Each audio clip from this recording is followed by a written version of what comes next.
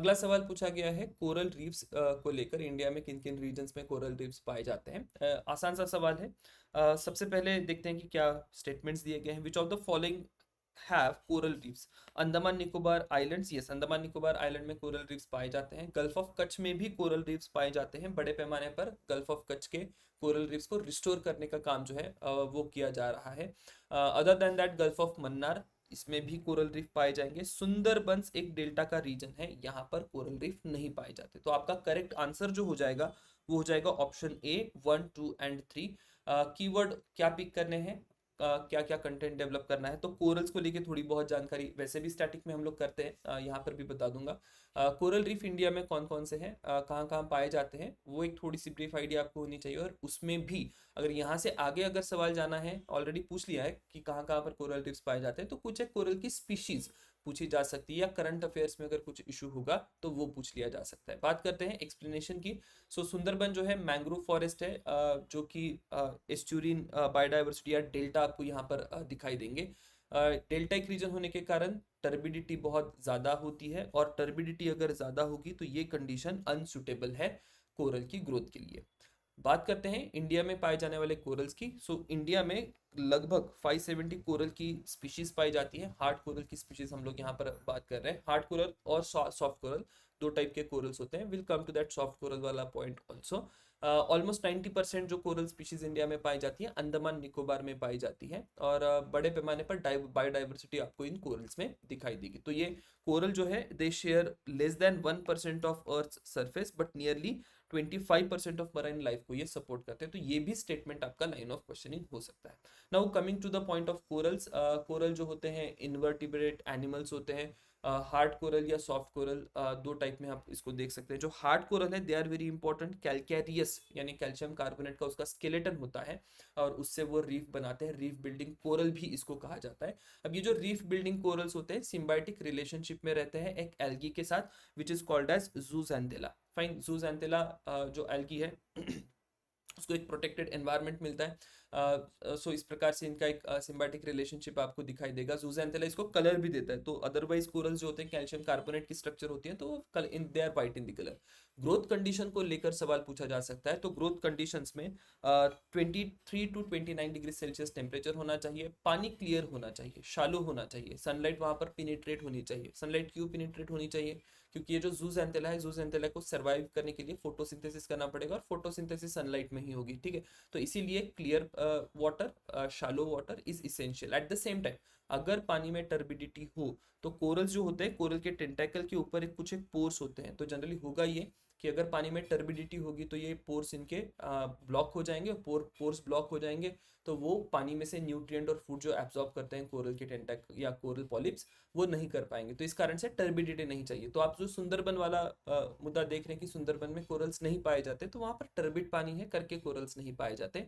Salinity भी इसकी 32 to 42 ppt होनी चाहिए। बहुत कम सैलिनिटी या खूब बहुत ज़्यादा सैलिनिटी में ये सर्वाइव नहीं करेंगे। Already we have talked about कि इनमें डाइवर्सिटी कितनी होती है। स्टॉर्म इम्पैक्ट या बाकी जितनी भी कोस्टल वेव्स होती हैं उनके इम्पैक्ट को ये कम करती हैं, क्योंकि ये शालो वाटर बॉडीज में होती हैं। तो स्टॉर्म की या लहरें जो होती हैं उनको वो थोड़ा सा कम इंटेंसिफाई करने में मदद करेगी। और कार्बन सिंक के तौर पर भी ये जाने जाते हैं। तो बहुत ही इंपॉर्टेंट अर्थ के ऊपर एक बायोडाइवर्सिटी आपको ये दिखाई देंगे इन दी कोरल्स। बात करते हैं इंडिया के कोरल्स की। अंडमान निकोबार कहाँ, एक तो कहाँ कहाँ पर कोरल्स पाए जाते हैं अगर ऐसा कोई सवाल पूछा जाए, तो ये Andaman Nicobar, gulf of Kutch, gulf of Mannar, ये मेजर रीजन्स हैं जहाँ पर कोरल्स पाए जाते हैं। Other than that west coast India का जो है वहाँ पर भी कई सारे कोरल्स पिछले कुछ सालों में दिखाई दिए। स्टार्टिंग फ्रॉम लाइक कि मुंबई में भी आपको कोरल्स दिखाई देगा। महाराष्ट्र का वेस्ट कोस्ट या कर्नाटक का जो वेस्ट कोस्ट है वहाँ पर भी कई सारे कोरल्स दिखाई देंगे। लक्षद्वीप एक मेजर रीजन है जहाँ पर कोरल पाए जाते हैं। सो एंड सो फोर्थ आप स्टैटिक में देख लीजिएगा कि कहाँ कहाँ पर ये कोरल की कॉलोनीज देखी जाती है। अब यहाँ से आगे अगर सवाल पूछा गया इन कोरल कॉलोनीज को लेकर, तो कुछ एक स्पीशीज पूछी जाएगी, और स्पीशीज भी I do not think scientific name पूछे जाएंगे। कुछ एक जो जनरल नेम होते हैं, जैसे कि आप यहाँ पर देख सकते हैं अंडमान निकोबार की एक कोरल है, एक्रोपोरा कहा जाता है उसको, स्टैगहॉर्न कोरल्स के नाम से जाने जाते हैं। पोराइट्स करके कोरल, ऑलरेडी हम लोग पिछले कुछ एक क्वेश्चन में पोराइट्स के बारे में बात कर चुके हैं।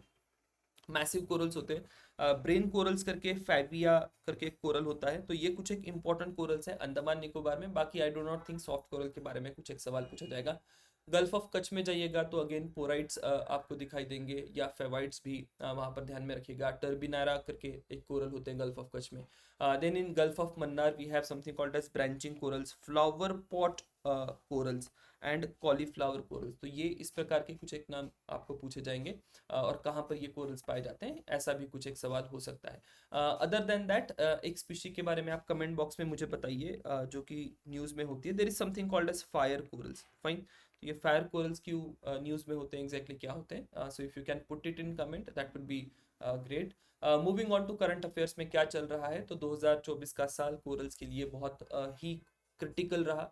वर्ल्ड वाइड मैसिव लेवल पर कोरल ब्लीचिंग देखी गई। अब ये कोरल ब्लीचिंग होती क्या है, तो कोरल्स जब आप उनमें जितने भी जूजान्थेला होता है, जूजान्थेला को एक्सपेल कर देते हैं, तो वाइट कलर के कोरल्स पाए जाएंगे। और ये जो वाइटनिंग कंडीशन है कोरल्स की, उसको हम लोग कहेंगे कि ये कोरल ब्लीचिंग है।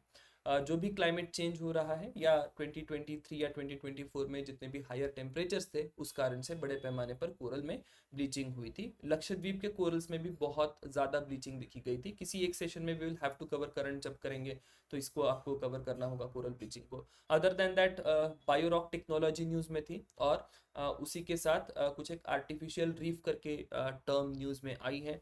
ठीक है, so that is also from current affairs. So किया क्या जा रहा है, जितने भी कोस्टल वाटर बॉडीज होती है उसमें ये आर्टिफिशियल रीफ्स प्लांट करे जा रहे हैं, और वहाँ पर मराइन इकोसिस्टम की ग्रोथ के लिए कंडीशंस क्रिएट करी जा रही है। तो बायोरॉक टेक्नोलॉजी उसका एक हिस्सा है, जिसको लेके फिर सवाल पूछा गया था। This type of question can also be asked. जब हम लोग 2023 का आई थिंक बायोरॉक टेक्नोलॉजी का क्वेश्चन है, तो जब बायोरॉक टेक्नोलॉजी का क्वेश्चन करेंगे तो ये जो आर्टिफिशियल रीफ का डेवलपमेंट हो रहा है उसको लेके और वैल्यू एडिशन करेंगे।